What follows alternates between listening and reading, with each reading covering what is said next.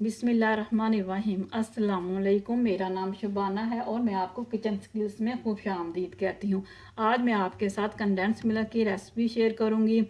Condense milk बहुत सारी sweet dishes में, केक में और आइसक्रीम में इस्तेमाल होता है। कंडेंस मिल्क बहुत ही झटपट और 2 अज्जा के साथ बनेगा।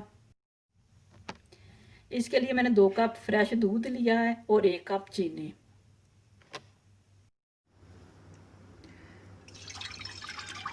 दूध डाल दिया, चीनी डाल दी। इसको हम इतनी देर पकाएंगे जब तक कि चीनी और दूध का मिक्सचर गाढ़ा नहीं हो जाता और चमचा मसलसल हिलाते रहेंगे।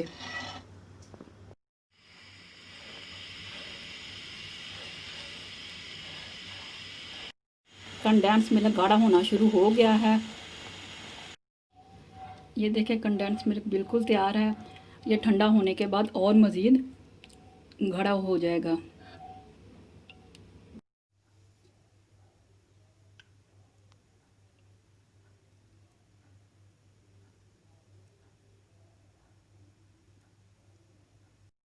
कंडेंस मिल्क तैयार हो चुका है, बहुत ही मज़े का बना है। आप इसको ज़रूर ट्राई कीजिएगा।